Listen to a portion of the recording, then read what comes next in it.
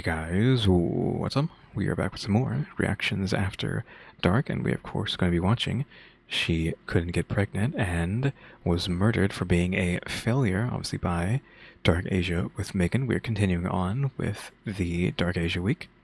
Of course, this is day 3, which disclaimer, not this like viewer discretion is advised disclaimer, but disclaimer. If you've said anything on like the Dark Asia stuff so far, I have not seen it because I'm recording these all in the same day. Or at least I'm trying to. So I'm like literally recorded the video, upload it, then record the next one, then upload it, and now we're on the third one. I'm gonna record this and then upload it, and then move on to the fourth one. So that's why if you said anything, I'm not really acknowledging them in these videos, is because this is all recorded the same day. Potentially, I'll record in the same day. Maybe like it'll be split in 2 days, but I'm trying to see if I can fit it into one day. So yeah, just getting that disclaimer out of the way. I should have done it in the first video so everyone would already know, but oh well. Yeah, but the title, it's like, really? We're just committing murder because someone isn't able to bear children, question mark? Really? Is that what we're really doing this time around? Though, of course, disclaimer, viewer discretion advised, violence, abuse, exploitation, potentially traumatic events. Again, this is all potential stuff that could be in this video, so again, viewer discretion is advised.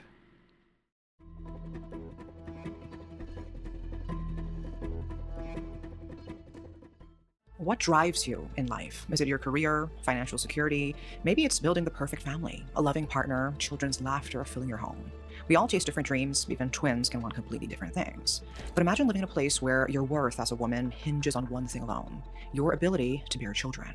This isn't a story about conventional crime. This is about how deeply ingrained beliefs can strip away someone's humanity, reducing a woman to nothing more than a vessel. This is about Sarla Devi, a 42-year-old woman who was burned alive because she couldn't give her husband's family the one thing they demanded, an heir. Really? We're burning someone again? Because like 2 days ago, was it it wasn't even 2 days ago, it was yesterday, they were burned. Because it was the beauty mogul. I don't know, I said like yesterday, I literally just recorded video, like 30 minutes before this, or so. Yeah, like literally was just burned, and now we're going to another burning? Let's begin.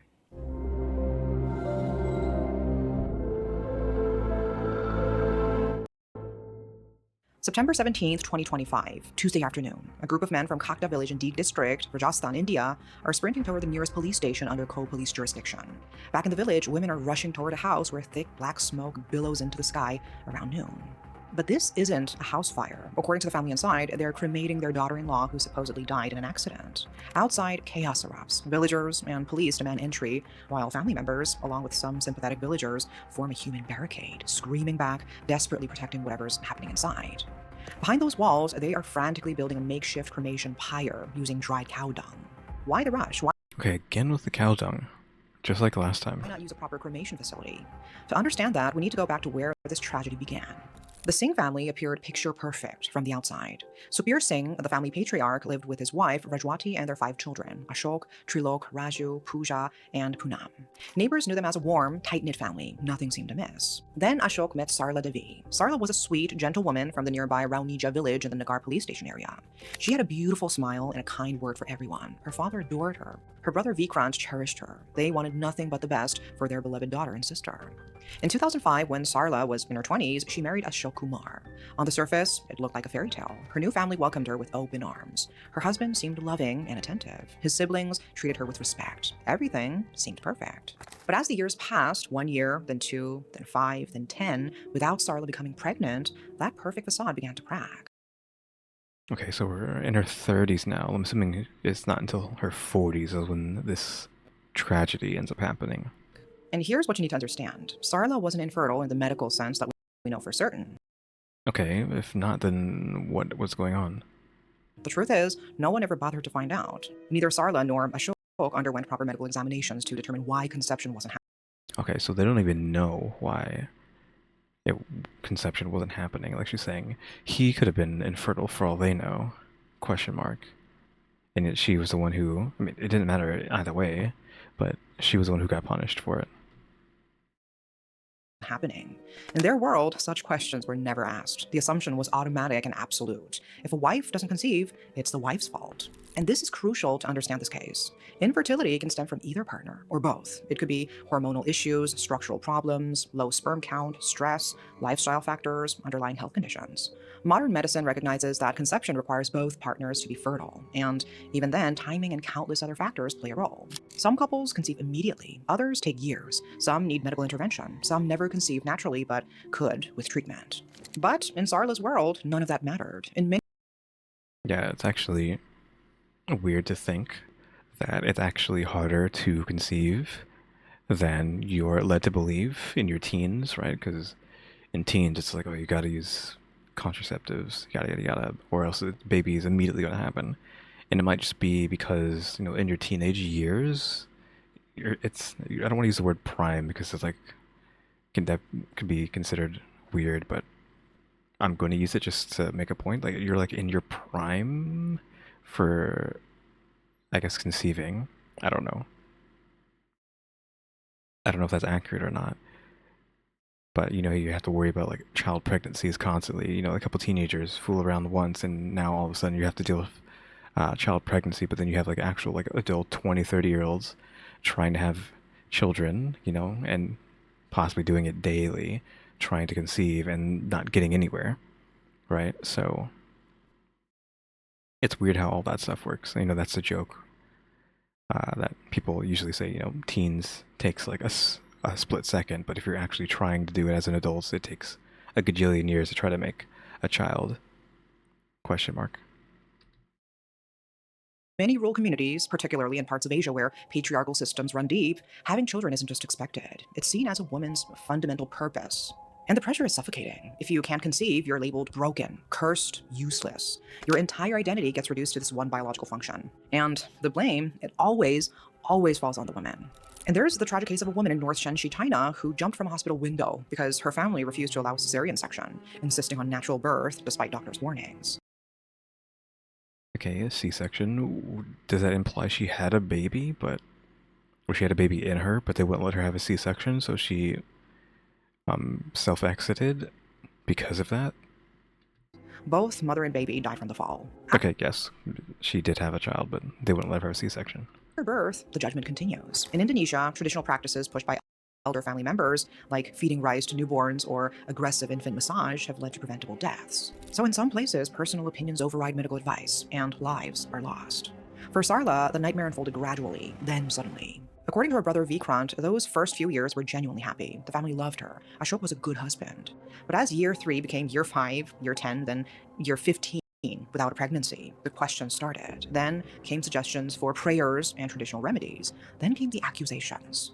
By the time Sarla had been married for nearly 2 decades, the love had curdled into contempt. She became the family's scapegoat for their unfulfilled dreams of grandchildren, of continuing the family line, of having a boy to carry on the family name. The verbal abuse started first. Infertile, barren, failed woman, words designed to cut deep to make her feel worthless. These weren't casual remarks. They were daily reminders that, in her in-laws' eyes, she had one job, and she was failing at it. Then came the physical abuse. Ashok, the man who once promised to love and protect her, began beating her, not once, not occasionally, but regularly. And it wasn't just him. The entire family participated in this systematic degradation. I was going to assume, or I was going to expect, like, yeah, the whole family's just getting on it now. I wonder if she attempted to go to the hospital to see if anything, like, what's going on, or if she didn't even try to do that. Or if she did do that and then told them and they didn't believe her. Or, I mean, they probably don't care. It's just they're going to blame her I'm assuming even if a doctor says there's nothing wrong with her. Or even if they figure out, like, there's something wrong with him. There needs to be some sort of karma here where, they get all arrested or whatever and sentenced to jail, maybe even death penalty. But the karma should be that the guy gets tested for infertility, and it comes out that he is infertile, like hyper giga infertile, and then now it's like, no, you are the problem now. You did all this, and now you have to live the rest of your life knowing that it was your fault the entire time. His parents, Supir Singh and Rajwati, his brothers, Trilok and Raju, even his sisters, Pooja and Poonam, all of them blamed her. All of them made her life a living hell. At first, when Vikrant called to check on his sister, Sarla hid the truth. She pretended everything was fine. And this is heartbreakingly common. Women in abusive situations often protect their abusers out of shame, fear, or misplaced loyalty. But eventually, she couldn't hold it in anymore. She broke down and revealed that Ashok had been physically abusing her, that the family she married into had turned against her. Vikrant and his family tried to intervene. They visited multiple times. And here's a pattern that emerges in so many abuse cases. Whenever Sarla's family showed up, Ashok would transform. He'd apologize profusely, promise to change, play the role of the reformed husband who'd made a terrible mistake. He'd be kind to Sarla in front of her family, making them believe he'd turned over a new leaf. But days after they left, the beatings resumed, the verbal abuse intensified, and now it wasn't just from Ashok. The entire household participated in tormenting her. So what changed? Why did harassment and abuse suddenly escalate to murder? Yeah, what's even the point of doing that? That's not going to automatically make her be able to bear children. If anything, it's going to have the opposite effect. Her body's going to be so stressed out that it's incapable of doing that, right? The truth is, we may never know the exact trigger, but based on the pattern in cases like these, here's what likely happened. After 20 years of marriage, 2 full decades, the family's frustration had reached a boiling point. Sarla was now 42 years old, and in their minds, if she hadn't conceived by now, she never would. She'd become, in their twisted logic, a permanent disappointment, a living reminder of their unfulfilled expectations, a burden with no purpose. There might have been a specific incident that week. Perhaps another family member announced pregnancy, highlighting Sarla's failure. Perhaps someone made a cruel comment that sparked rage. Perhaps the family simply decided that after 20 years, enough was enough. In many honor-based violence cases, there's a calculated element. The family may have discussed among themselves how Sarla had no value anymore, how she was eating their food and giving nothing in return, how they could get rid of her, and Ashok could remarry someone who could give them grandchildren. This wasn't a crime of passion or a sudden act of rage. This was premeditated murder. They planned how to kill her. They chose their method. They prepared their cover story, and this was cold. This was very calculated and involved the entire family. In Hinduism, which the majority of Indians practice, cows are sacred. Even their dung is considered holy, a symbol of purity and spirituality. For centuries, cow dung has been used in religious rituals called yagnas, where dried cow dung cakes fuel sacred fires. The smoke is believed to purify the atmosphere and enhance spiritual vibrations. People burn cow dung in home prayers and celebrations. But Ashok's family found a different use for the sacred material. They weaponized it. They used it to burn Sarla alive. The cruel irony isn't lost here. A substance meant for purification and prayer became an instrument of torture and murder. I wonder, like, I'm just thinking about, like, what they're using. Does burning that cause any sort of, like, bad fumes? You know, they're using it as, like, holy things, and I don't know anything about that. I don't know if I've ever heard that before, other than, like, in the last video where we learned that it's used like that and it can be considered holy. Does burning that actually put toxic fumes into the air? I'd assume she would have mentioned it if it does. Because it seems like something that could happen.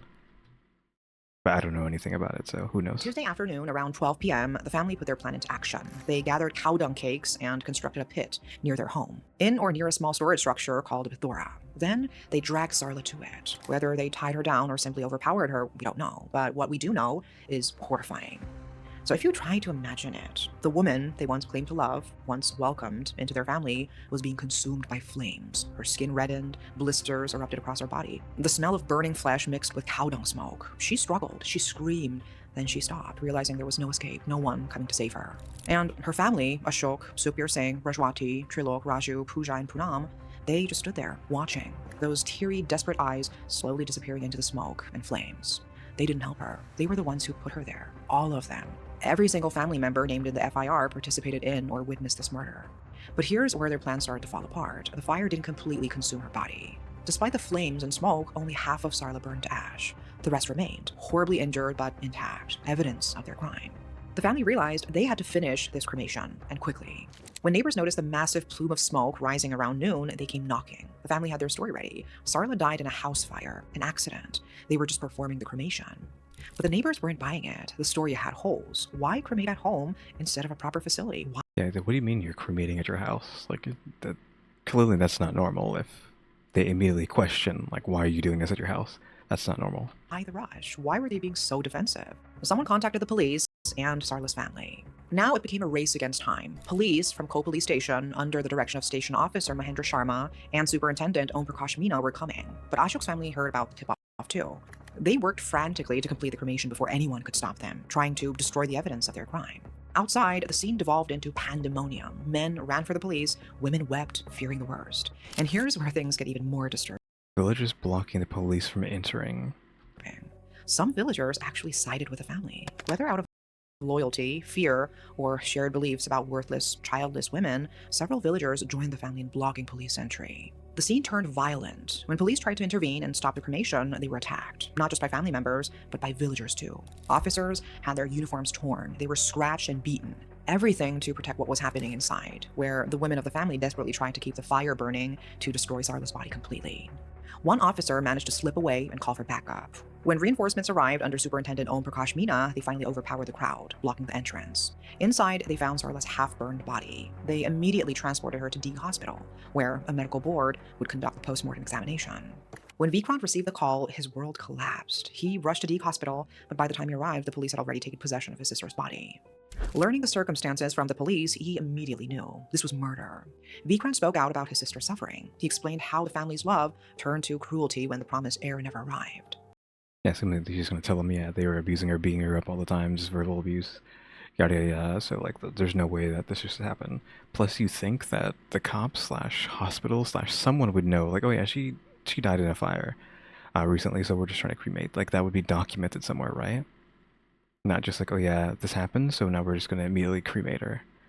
Because it just, how they did it just feels like, oh yeah, she just caught on fire right now and is dead, so let's just cremate her now at this very instance. Like she just died from an accident, let's do it right now. That doesn't make any sense.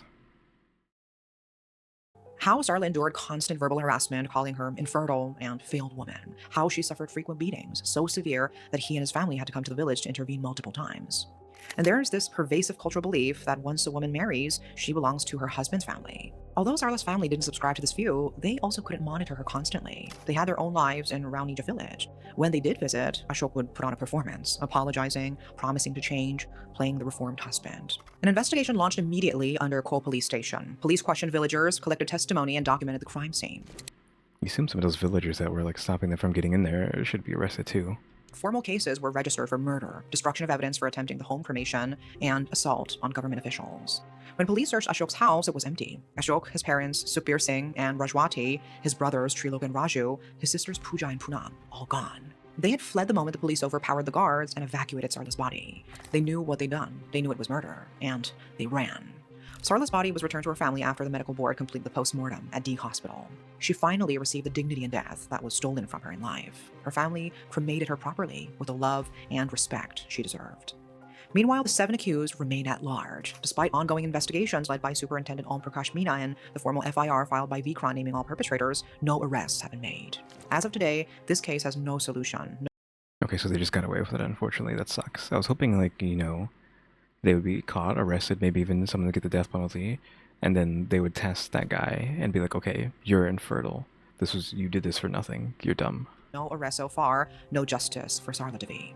And let's be absolutely clear about what happened here. Sarla Devi was murdered for something that might not have even been her fault, if we can even use that word. She may not have been infertile at all. Ashok could have been infertile. They both could have had treatable conditions. The stress of constant abuse alone could have prevented conception. We will never know because no one ever checked. No one cared to find out the truth. What we do know is that after 20 years of marriage, a 42-year-old woman was deemed worthless by the people who promised to cherish her. She was tortured, burned alive, and nearly erased, literally turned to ash because she couldn't produce a child. This brutal case exposes the deep-rooted patriarchal beliefs and harmful prejudices that countless women face, particularly around fertility. The family's violent attempt to destroy evidence, literally burning Sarla's body before anyone could intervene, reveals a chilling willingness to obstruct justice through intimidation and fear. And the fact that some villagers help them shows how normalized this violence against women has become. Yes, that was the craziest part about it. It's just, oh yeah, the whole village is like trying to protect them, like protect this murder. It's like, what? What do you mean? The whole village, well, most of the village, or some of the village, I don't know how much of it was, like all, some, or most, tried to stop them, stop the police from stopping them. Like what? Huh? Those who believe in equality and human dignity keep pushing society toward empathy, dialogue, and legal accountability. But changing mindsets that have been ingrained for generations, that is not an overnight process. It feels almost impossible sometimes. A woman's worth isn't determined by her ability to have children. Childlessness, whether by choice or circumstance, doesn't make someone less valuable. And abuse is never justified, regardless of the reason. This was the story of Sarla Devi, a 42-year-old woman whose only crime was being unable to conceive after 20 years of marriage. Her punishment was being burned alive by her husband and his family. 7 people who promised to love and protect her. 7 people who are still free. But this is also the story of countless women who are told their worth is measured in children. Women who are blamed for biology they cannot control. And somewhere right now, another woman is being told she's worthless because her body won't cooperate with someone else's dreams. That is the real horror of this case. Not just that it happened, but that it keeps happening. That is all for today. Thanks for watching. I don't remember when exactly this happened, because like how long have they been on the run? These 7 question mark?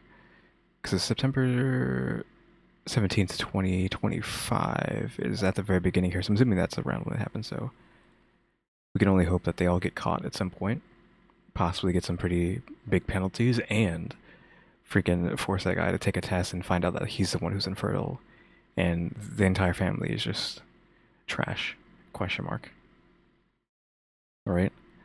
Because we kind of need that karmatic justice, is that how you would say that word in this kind of situation?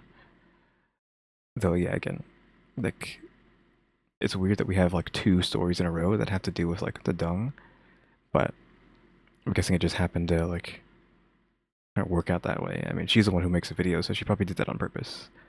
Since I am doing this in order from the last 7 videos that she has posted. So on Sunday will end up being the newest video that she's uploaded, unless she uploads a new thing by the, which she probably will. She uploads very frequently, so she'll probably have a new video up by time Sunday comes around, but that's fine. But yeah, this is just like, this family is just stupid, just trash. They just need to get caught already and then thrown in jail. Maybe even, again, some of them get the penalty, and then we need that infertility test, like ASAP. Yeah, that is it for today. For this Dark Asia week. Again, these videos I'm trying to record all in the same day and then upload and then schedule them for their designated day. So if you have anything that you want me to verbally respond to, it probably won't happen until after Sunday, so a whole week from now. Well, not necessarily a whole week from now, but, you know, a whole week from when I started Dark Asia week. I'll probably just, like, obviously, anything that's commented, I'll just reply to with another comment, right? I always, for the most part, reply to comments, if not with my emojis, then with actual sentence, if it, like, requires a sentence to be written out in response to it. Hey guys, thanks for watching. Remember to buy my stickers, or think about becoming a member, subscribe if you haven't subscribed, because we're working on watch time and subscribers, and don't forget we have a throw down as well. And shout out to the members, EmmyStarr, RaleyDrew, and alexgkiller 880. Hey guys, thanks for watching. Tune into the next episode. Like, subscribe, comment, and if they do, see ya.